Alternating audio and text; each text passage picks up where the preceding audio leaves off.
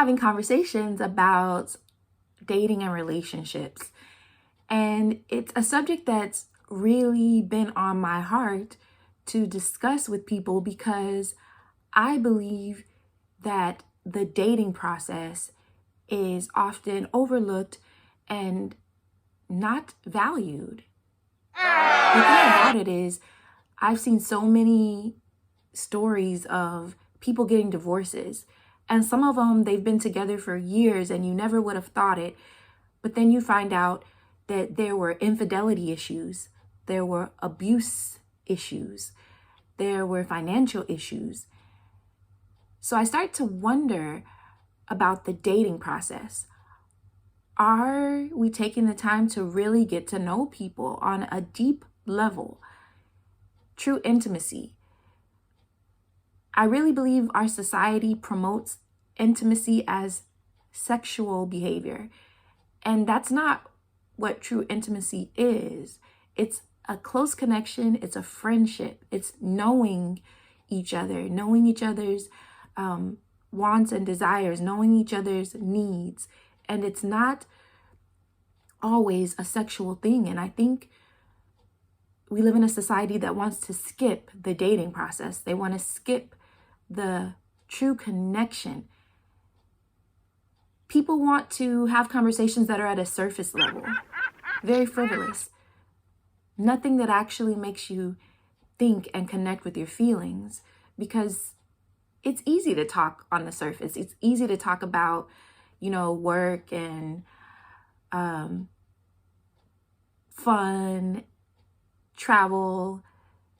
It's easy to talk about those things, but it's not easy to talk about, like, how was your childhood? Tell me more about it. What were some struggles you had as a teenager? Like, people don't want to go deep and get to know each other on a deeper level.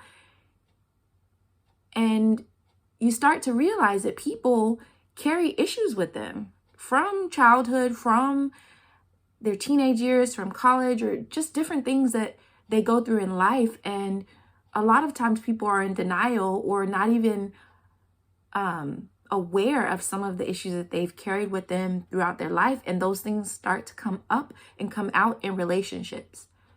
So you start to deal with infidelity and abuse and financial issues because those conversations were not even had prior.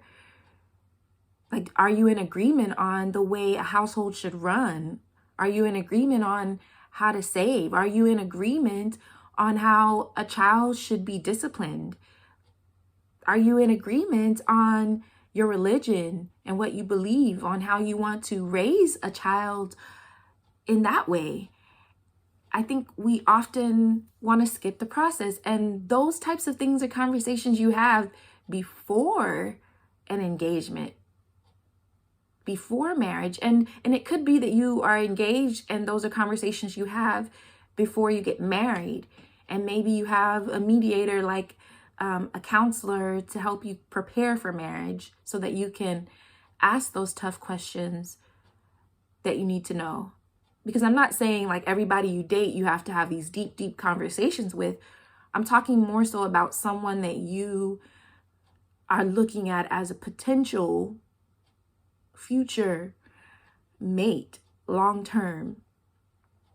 So the process is important. And I don't hear enough people talking about the process or valuing the process of dating and getting to know each other. There's time out for saying, I'm just not a conversationalist. I just, I'm not good at talking. But in a relationship, you have to get good at talking and having conversations, because in a marriage, you need to be able to have good conversation and talk through things. It's healthy to do so. So it's one of those conversations that I'll keep having because I think it's important. And I believe that men and women need to value the dating process.